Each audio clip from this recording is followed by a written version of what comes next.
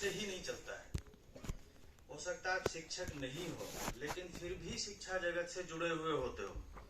हम काफ़ी चैनल्स देखते हैं, यूट्यूब चैनल्स पे भी आजकल आया हुआ है। लोग शिक्षक नहीं है, लेकिन फिर भी पढ़ने पढ़ाने का ऐसा तरीका जानते हैं ताकि बच्चे के माइंड पे कोई बर्डन नहीं आता। हम सबका मेन एम है शिक्षा को या ज्ञान को सहज और सरल तरीके से बच्चे को समझाना, और उसी चीज पे हमारी शिक्षा जगत प्लस शिक्षक दोनों की रिसर्च एंड डेवलपमेंट की स्ट्रेटेजी डिपेंड करती है। जितने भी हम रिसर्च करें या डेवलपमेंट के फील्ड्स में देखें तो टारगेट मेन है बच्चा। बच्चे को, बच्चा स्टूडेंट्स को कैसे आप नॉलेज देंगे ताकि उसकी नॉलेज फर्दर एनहेंस हो।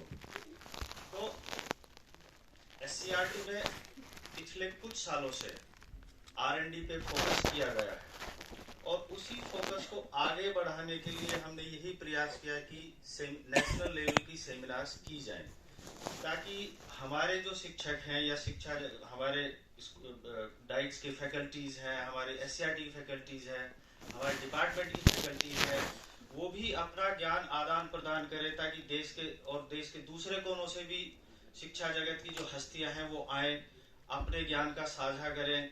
हम भी उनसे कुछ सीखें, वो भी हमसे कुछ सीखें। कुछ कमियां हैं उनको ना दोहराएं, कुछ अच्छी चीजें हैं तो उनको हम अडॉप्ट भी करें, ताकि बच्चों को शिक्षा प्रदान करने में हमें अच्छे से अच्छे मेथड्स मिल सके। देखिए, ज्ञान जो है दो और दो हमेशा चार ही रहे हैं, आगे भी दो और दो चार ही रहेंगे, लेकिन मास्टर जी का जो तरीका है उस दो और दो चार को बच्चे को पढ़ाने का, वो सहज और सरल होना चाहिए ताकि बच्चे की मानसिकता पे कोई इफेक्ट ना आए, बच्चा हंसते हुए खेलते हुए उस शिक्षा को ग्रहण करे। तो इसमें रिसर्च की जरूरत है, पेडागोगी की जो स्ट्रेटेजीज है उसमें जरूरत है। आईटी के सेक्टर्स में डेली चेंजेस हो रहे हैं, उसको शिक्षा जगत में अडॉप्ट करने की जरूरत है। इस सभी को मद्देनजर रखते हुए हमने डिफरेंट थीम्स बनाई है इस कॉन्फ्रेंस के लिए, जो आप सभी को सर्कुलेट की गई। सारी थीम्स हमारी नेशनल एजुकेशन पॉलिसी को मद्देनजर रखते हुए बनाई गई है, ताकि हम एक तरफ नेशनल एजुकेशन पॉलिसी का भी इम्प्लीमेंटेशन एससीईआरटी और उसके मैनेजमेंट में अच्छे से कर सकें। मुझे उम्मीद है आप सभी यहाँ पे इस 2 दिवसीय कॉन्फ्रेंस में इन चीजों का फायदा उठाएंगे, प्लस अपने ज्ञान का आपस में आदान प्रदान करेंगे, कुछ सीख के जाएंगे, कुछ हमें सिखा के जाएंगे। Thank you.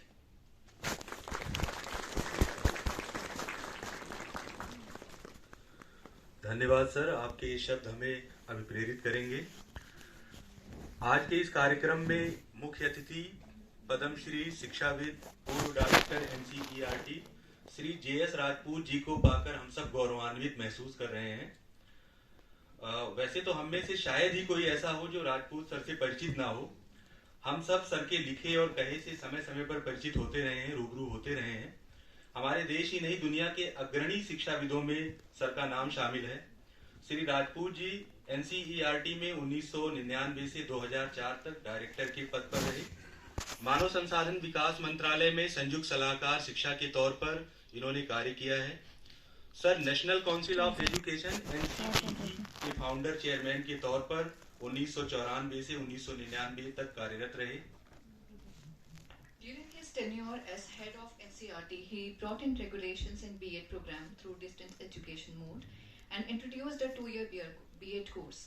Professor Rajput has published several articles and books on physics and education in English and Hindi languages, including the Encyclopedia of Indian Education, 2 volumes, Education in a Changing World, Fallacies and Forces, Contemporary Concerns in Education, Universalization of Elementary Education, Role of Teacher Education and Teacher Education in India. UNESCO honored him with the Jan Amos Comenius Medal in 2004 for his contribution to educational reforms in India and several other awards.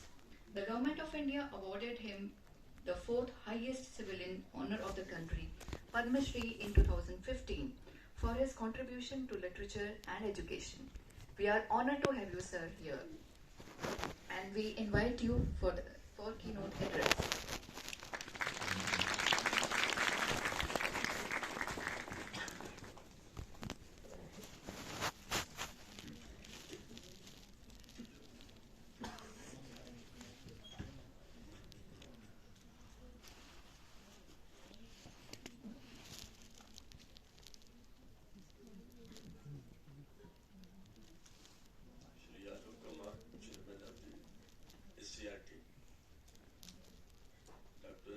Singh, Director SCRT, Dr. Nahar, colleagues and friends. अभी आपने दो लोगों को सुना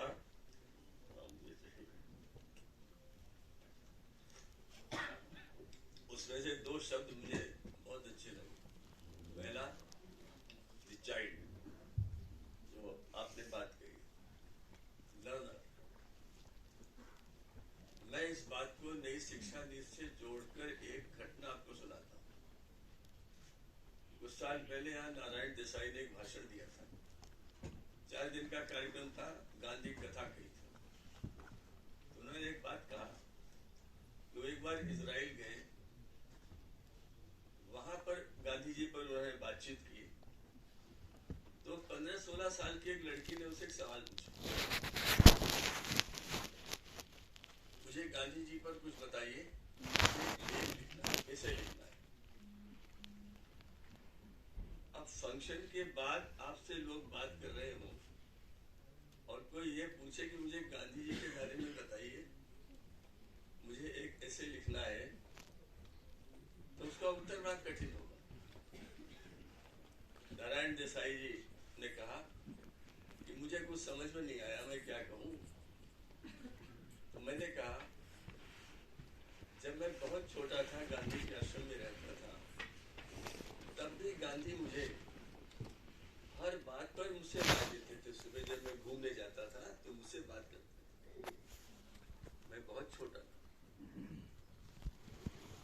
उस लड़की ने कहा, मैं समझ गई, he treated you as a person. He treated you as a person. स्वामी रंगनाथानंद जी ने एक बार ऐसी ही एक सभा में कहा था कि when a child comes to you, what is your job? Your job is to transform this person, a lay person, innocent person, unaware person, transform this person into a personality. This is what happened in the Israel also. जो छोटी सी बात कही थी, उससे नीति निकलती है। जीवन के अनुभव से नीतियां बनती है। आवश्यकताएं जो हमें सामने दिखाई देती, उससे नीतियां बनती है। हमारी एक्सपेक्टेशंस और एस्पिरेशंस से नीतियां निकलती है और वे किताब में या किसी न किसी समय हमारे पास किस स्वरूप में आती है। समय समय पर बदलती रहती है नीति। लेकिन इस शिक्षा नीति में सबसे बड़ी बात यही है, जो पहले भी थी, मैं इस बात से कभी सहमत नहीं होता कि पहली बार शुरू हुआ है या पहले नहीं था। बहुत कुछ पहले था, बहुत कुछ पहले हुआ। लेकिन समय के साथ जो पहले आवश्यकता थी, जो पहले प्राथमिकता थी, वो बदली। उन बदली हुई प्राथमिकताओं को जो समाज समझ लेता है, वह भविष्य में उन्नति के पथ पर अग्रसर होता है। जो नहीं समझ पाता है, वो समय के पीछे रह जाता है। हमारी नई शिक्षा नीति इसी एक व्यवस्था का द्योतक है। उसमें बहुत सी नई चीजें हैं, लेकिन बहुत से कुछ शाश्वत सत्य भी हैं जो शिक्षा में है, जिन्हें कोई भी नकार नहीं सकता। दूसरी बात आपके चेयरमैन ने कही, शोध। 1990 में डाइट्स पर एक गाइड छपी थी, जो तब मैं मंत्रालय में था, joint education adviser, joint secretary. तो उस समय वो मैंने तैयार करने में मदद की थी और मैं वहां गया भी विशेष रूप से इसीलिए था क्योंकि 1986 और 92 की शिक्षा नीति में टीचर एजुकेशन पर बहुत ध्यान दिया गया था और उसमें जो रिस्ट्रक्चरिंग ऑफ टीचर एजुकेशन था, उसमें SCRT की स्ट्रेंथनिंग भी थी और वो 5 साल मैंने उसको देखा है, प्रयास किया है। बहुत कोई बड़ी सफलता मिली हो ऐसा नहीं, लेकिन हाँ, उस समय जो प्रारंभ किया गया था, डाइट्स बनाए गए थे, CTs बनाए गए थे, IASEs बनाए गए थे।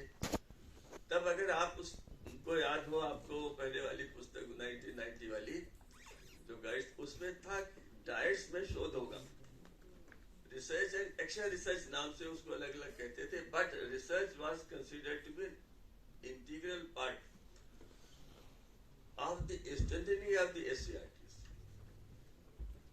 and not only SCRTs, also diets, CTs and IASs. अभी कैसी रिसर्च होगी, इस पर बड़ी चर्चा हुई, मंत्रालय में हुई। मैं जब SCRT में प्रिंसिपल था 11 साल में, भोपाल में रीजनल इंस्टीट्यूट का प्रिंसिपल भी था, उस समय मैंने पहली बार गिजू भाई बधेका की पुस्तकें पढ़ी। आप में से कुछ लोगों को नाम शायद याद हो, मुझे मालूम नहीं कि कितने लोगों को मालूम होगा। प्राथमिक शाला के अध्यापक थे गिजू भाई बधेका, प्राथमिक शालाओं में पढ़ाते रहे और ऐसा कुछ कर गए कि आज भी हम उनकी किताबें पढ़ते हैं तो रोमांच होता। क्या किया उन्होंने उस लर्नर पर शोध किया जो उनके सामने बैठता, उसको समझने का प्रयास किया, उसकी इच्छाओं को जानने का प्रयास किया, उसकी इंडिविजुअलिटी को जानने का प्रयास किया। नई शिक्षा नीति यही करती है। बच्चे को वो विषय पढ़ने का अधिकार है, प्रावधान है जो उसे अच्छे लगते हैं। आइंस्टीन ने कहा, अगर मुझे करिकुलम डेवलपमेंट का काम दे दिया जाए, शिक्षा नीति बनाने का दे दिया जाए, तो मैं केवल 2 विषय पढ़ाऊंगा, म्यूजिक एंड मैथमेटिक्स, और कुछ नहीं पढ़ाऊंगा, सब कुछ इसी में आ जाएगा। सोच कर देखिए क्या ये सही था कि नहीं। तो यही इस नीति की विशेषता है। बहुभाषाएं सीखने की बात कहती है, बहु विषयों में अपने अनुसार पढ़िए। आप फिजिक्स और फिलॉसफी पढ़ना चाहे तो पढ़ सकते हैं, आप एक वर्ष नहीं पढ़ना चाहते हैं तो कुछ कर और सीखिए, क्योंकि वो तो कुछ करना है जीवन। लाइफ लॉन्ग लर्निंग से तो छुटकारा नहीं है, उसमें आनंद लेना है। और जब लाइफ लॉन्ग लर्निंग होगी तो हमारी अपनी प्रतिभाएं भी बढ़ेंगी, कुछ न कुछ हमें और मिलेगा। शोध की बात पर मुझे आइंस्टीन की एक और बात भी याद आई। उन्होंने एक बार, बहुत बड़े साइंटिस्ट थे शोपेनहावर, उनको कोट किया, उनसे उनकी बातचीत होती थी कि असली शोधकर्ता कौन होता है। क्या केवल वही होता है जो पीएचडी के लिए एनरोलमेंट लेता है, एमएससी वगैरह कर लेता है? नहीं, वो कहीं भी हो सकता है, वो गांव का किसान भी हो सकता है, जिसने शिक्षा न प्राप्त की हो, जिसने कभी लिटरेसी न जानी, वो भी शोध करता है, अगर उसके अंदर वो समझ है। उन्होंने, आइंस्टीन ने लिखा कि researcher enjoy research in his laboratory as a common person enjoys a vacation in a most desired place. बहुत बड़े अपने इच्छित स्थान पर जाकर के जो आपको परिवार के साथ आनंद आता है छुट्टियां मनाने में, जब आप और सब कुछ भूल जाते हैं, वही रिसर्चर कब करता है? जब वो एक शोध करते हुए प्रयोगशाला में या कहीं पर भी अपना कार्य कर रहा होता है, उसे आनंद आता है। और हमारे बहुत बड़े वैज्ञानिक जो अमेरिका चले गए, एस चंद्रशेखर, जिन्हें मैथमेटिक्स में नोबेल पुरस्कार मिला, उन्होंने इसको कोट किया है अपनी एक पुस्तक में। और वहां उन्होंने कीट्स, अंग्रेजी के बहुत बड़े कविता कीट्स, उनकी एक कविता कोट की। आइंस्टीन ने ये भी लिखा था कि researchers does research because he finds beauty in it. थोड़ा सोच कर देखो, उसे आनंद आता है, उसे सुख मिलता है, वो ये भूल जाता है कि मुझे इससे प्रमोशन मिलेगा या क्या होगा, या छपेगा नीचे, एवरीथिंग इज लॉस्ट। और यह अनुभव बहुत आवश्यक है। तो इसी बात को कीट्स ने दूसरे ढंग से कहा। हमारे यहाँ कहते हैं ना, सत्यम शिवम सुंदरम। चंद्रशेखर की पुस्तक है ट्रुथ, ब्यूटी एंड गुडनेस, इन्हीं तीनों शब्दों का अनुवाद। कीट्स की कविता है कि truth is beauty, comma beauty truth, ठीक है। और नीचे लिखा है that is all you need to know in the world. दुनिया में इससे ज्यादा और जानने को कुछ है ही नहीं। रिसर्चर इस स्थिति में पहुंच जाता है, तब सही रिसर्च होती है, तब जीजू भाई बधेगा जैसी रिसर्च,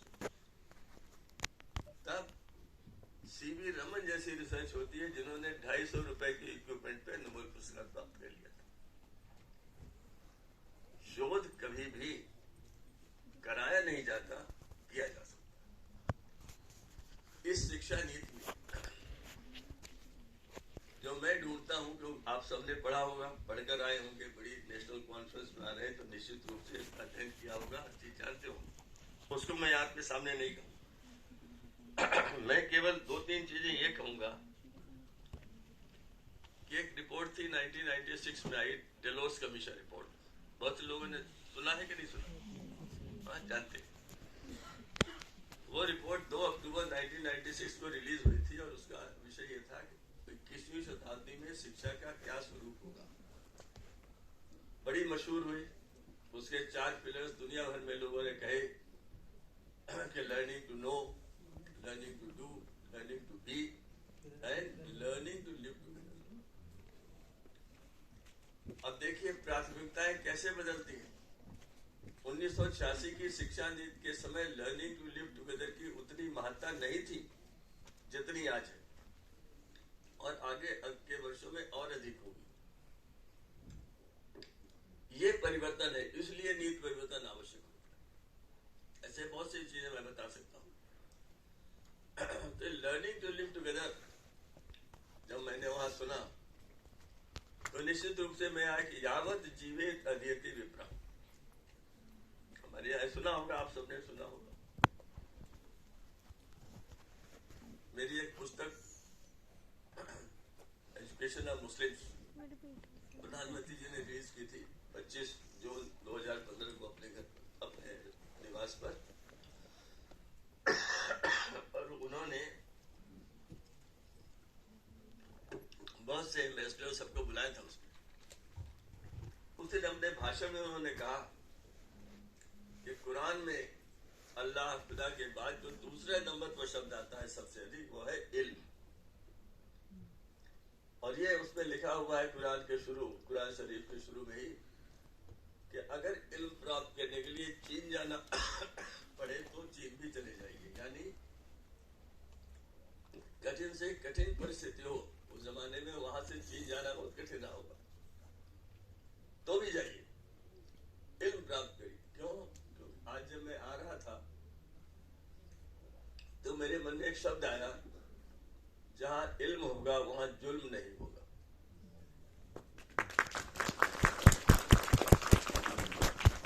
और इस बात को मानकर चलिए, लर्निंग टू लिव टुगेदर आपकी बड़ी भारी आवश्यकता है। बच्चे को उस दिशा में ले जाना है। हर विविधता का सम्मान करना, प्रकृति का सम्मान करना। पितृऋण, ऋषिण, दैवऋण। दैवऋण मीन्स प्रकृति का सम्मान। इस देश की संस्कृति में जब सूखे पेड़ को काटने जाते थे अग्नि के लिए, तो प्रार्थना करते थे कि अब तुम्हारा जीवन पूर्ण हो चुका है, मैं तुम्हें काट रहा हूं, लेकिन मैं हजारों और पेड़ लगाऊंगा, तब मैं तुम्हारा उपयोग कर रहा हूं। अगर प्रकृति के साथ मनुष्य ने अपने संबंध की डोर को कमजोर न किया होता तो निश्चित रूप से आज हम इस स्थिति में नहीं होते जिसमें है।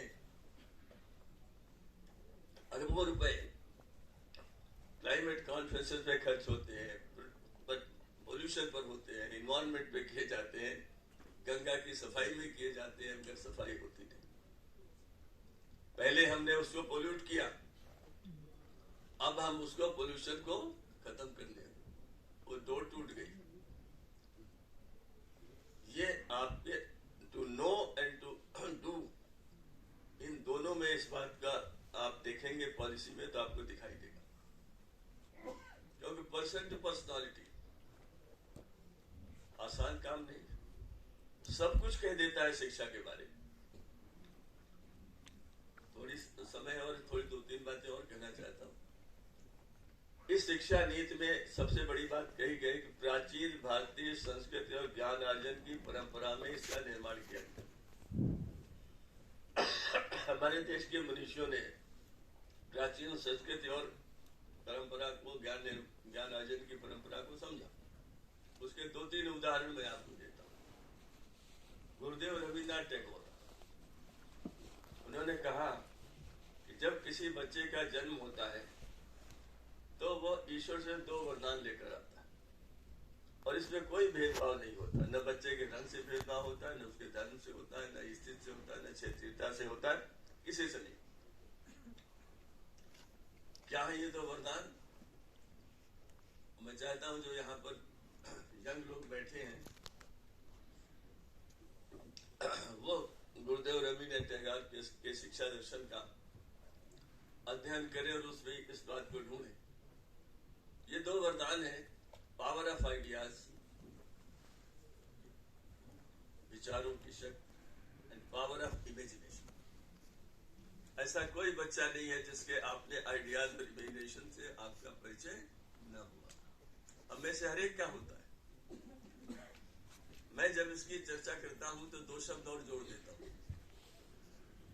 कि हर बच्चे को 2 चीज और मिली होती है, वो इसमें शामिल है इन 2 में। जो गुरुदेव ने तो बहुत बड़ी बात कही, मैं उसमें छोटी सी बात उसको समझने के लिए कहता हूं।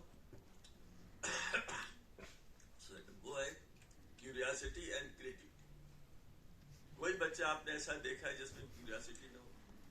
नहीं मिला होगा। क्रिएटिविटी ना हो, ऐसा भी नहीं मिला होगा। सही है कि नहीं?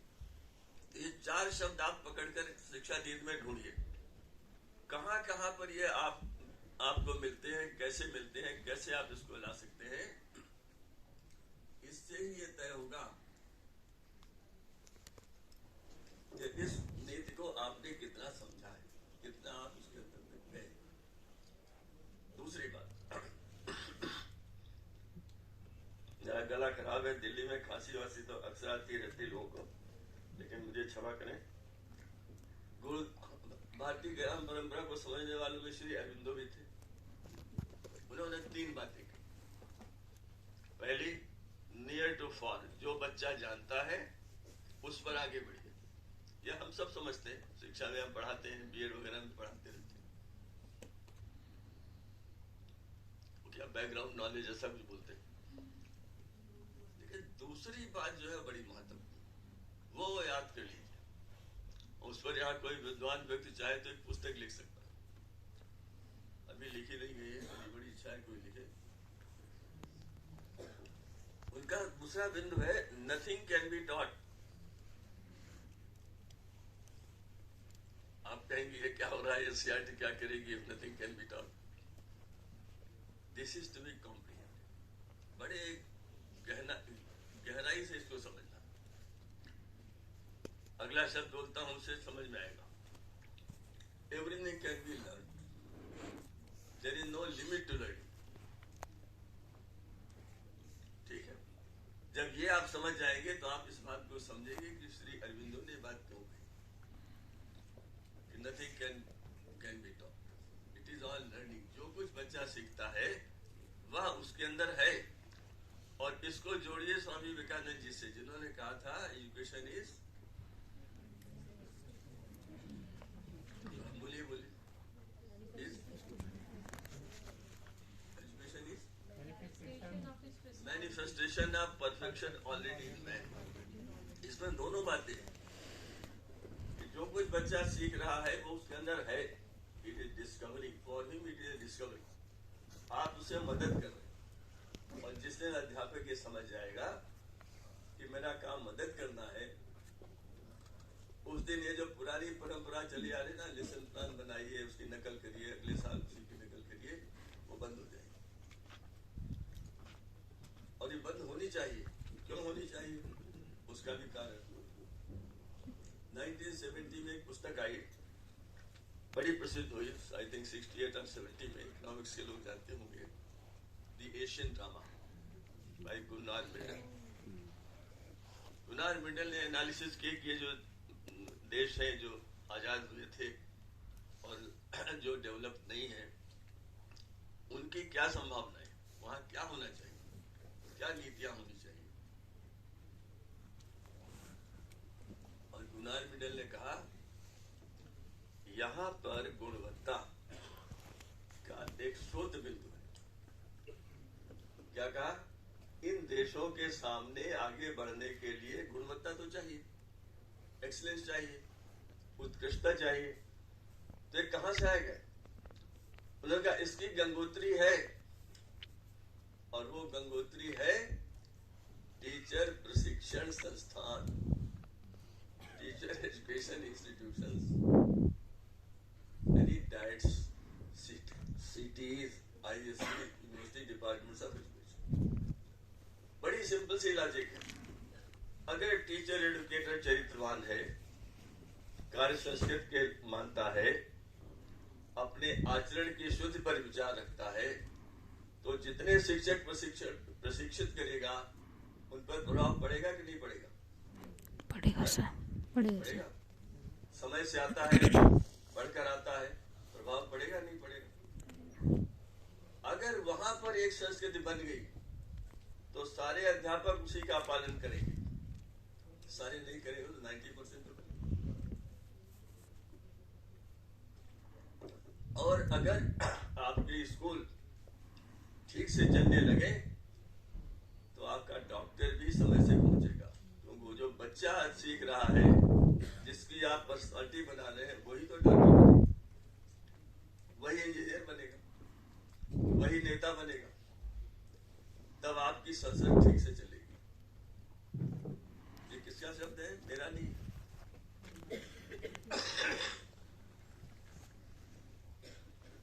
लेकिन विद्वान व्यक्ति वही होता है जो सबकी बात को कह देता है। वही गुनार मिडल ने कहा, वो बात आज भी सही है। अब एक दो समस्याएं बता देता हूं। समस्या ये कि शिक्षा नीति के पॉइंट नंबर 15.2 जाकर देखिएगा, 15.2 में लिखा है कि भारत के पूर्व मुख्य न्यायाधीश जस्टिस JS वर्मा ने 2012 में एक रिपोर्ट लिखी थी, एनसीटी पे रिपोर्ट थी, जिसका मैं पहला चेयरमैन था, लेकिन अब बताने में मुझे थोड़ी शर्म आती। 2012 में एक रिपोर्ट बनी थी कि देश में 10,000 शिक्षण संस्थान ऐसे हैं जो गुणवत्ता की नहीं, केवल कमर्शियल चीजों को ध्यान दे रहे हैं, केवल व्यापारीकरण कर रहे हैं, स्पष्ट शब्दों में डिग्रियां बेच रहे हैं। 2012 में 10,000 में 50 भी निकले हर साल, तो गुणा करके देखिए 8 साल में कितने हो गए, क्योंकि 2020 में फिर इसको दोहराएगा। हमारी शिक्षा नीति में इस चीज को कहा गया है, जस्टिस वर्मा ने ऐसा कहा था, इसको ठीक करो। अभी ठीक कैसे होगा? ये ठीक तब होगा जब हर अध्यापक उन चीजों को मान ले। वो मान ले कि मैं, अगर राष्ट्र निर्माताओं की सूची बनाई जाए तो सबसे पहला स्थान किसका होगा? अध्यापक का होगा।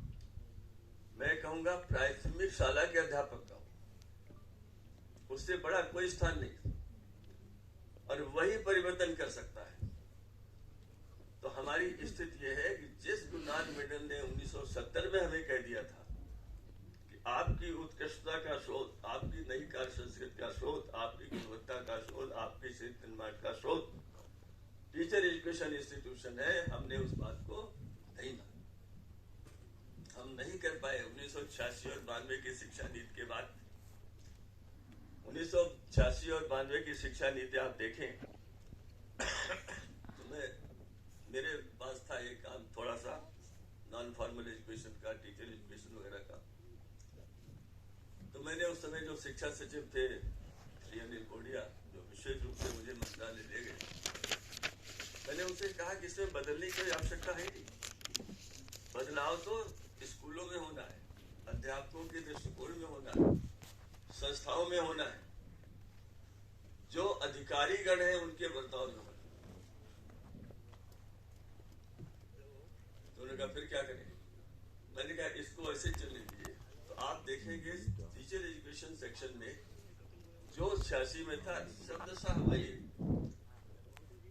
92 में भी, जहां आवश्यकता हो वहां नीति बदलने की आवश्यकता है। जब हम क्रियान्वयन नहीं जहां कर सकेंगे, उसमें हम नीति को दोष नहीं दे सकते। एनसीटी के लिए जब स्रोत वाक्य बनाने की बात आई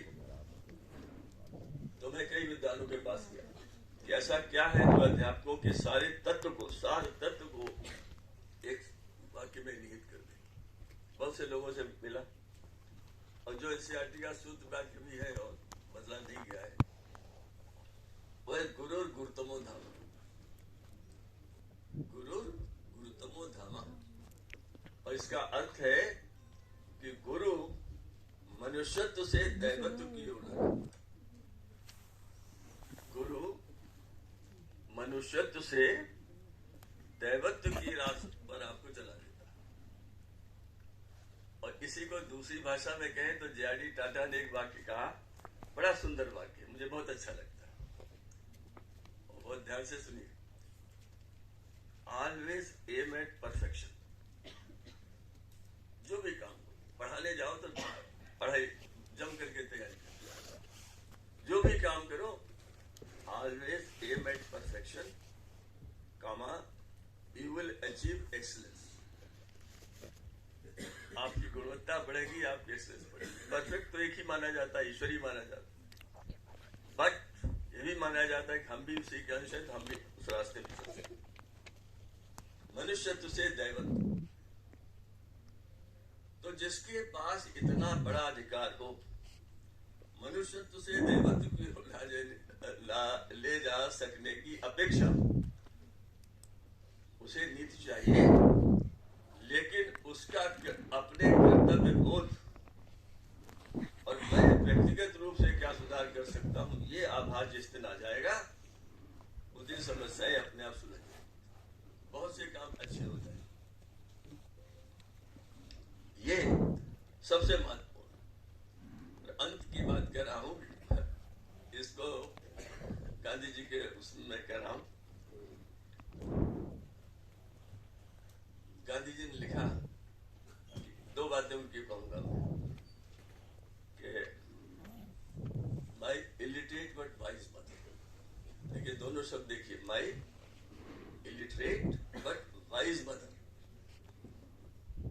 had told me that every right accrues from a duty well performed. हर अधिकार किसी न किसी कर्तव्य से जुड़ा होता है।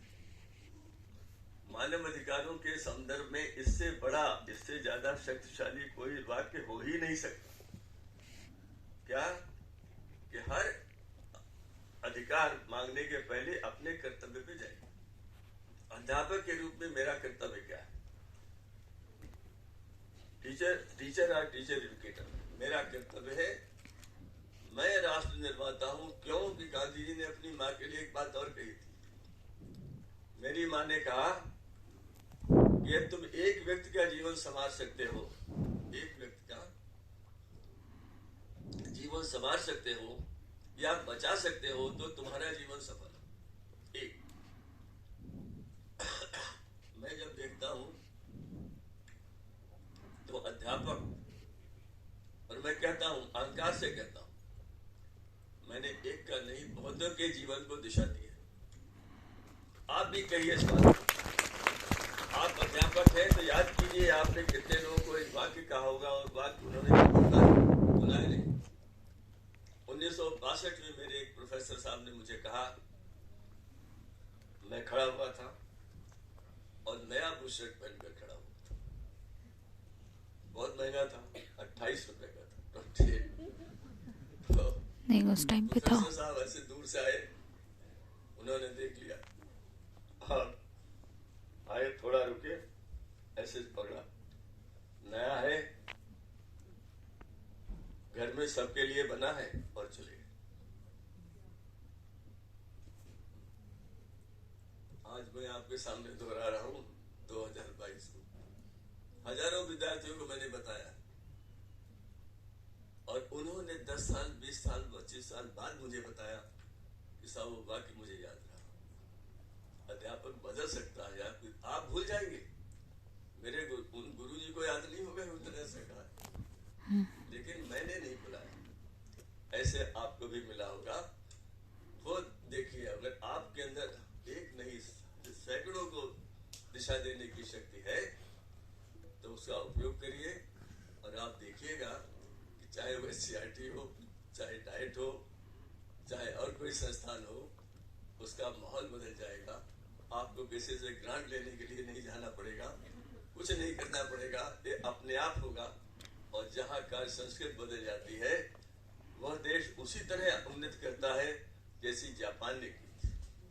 समय होता तो मैं बताता कि 1948-46 में दुनिया का सबसे अपमानित देश, जहाँ के सामान को लोग कहते थे जापानी माल है फेंको, 1980 में कहाँ पहुंचा? दुनिया का सर्वश्रेष्ठ उत्पादक देश क्यों बना?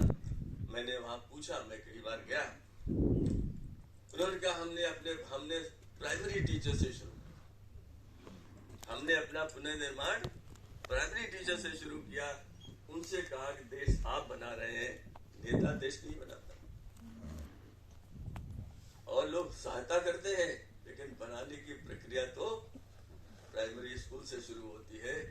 हमने उनसे कहा आप अगर वहां कार्य संस्कृति बदल दें, समय का ध्यान दें और जो कुछ करें राष्ट्र के नाम से करें तो आपका मन भी ऊंचा हो जाएगा, कार्य संस्कृति बन जाएगी। इसीलिए जापान में कोई ट्रेन अगर 8:23 पर डिब्बे को आना है तो 24 पे नहीं आएगा, 23 पर ही आएगा। वो आप प्राप्त कर सकते हैं। कोई भी डाइट अगर तय कर ले कि हम अपने यहाँ पर समय का पालन करेंगे, हम वातावरण बदल देंगे तो बदला जा सकता है। ऐसे उदाहरण है जहाँ बदला गया, आप बदलाव ला सकते हैं। नई शिक्षा नीति आपको बहुत से कर्तव्य देती है, बहुत से अधिकार भी देती है, लेकिन संभावनाएं और अपेक्षाएं आपसे सबसे ज्यादा है। डोनाल्ड मिडल का नाम याद रखिए, उसने बहुत पहले कहा था कि जो भी विकास होगा उसका सूत्रपात SCERT के द्वारा प्रशिक्षित अध्यापक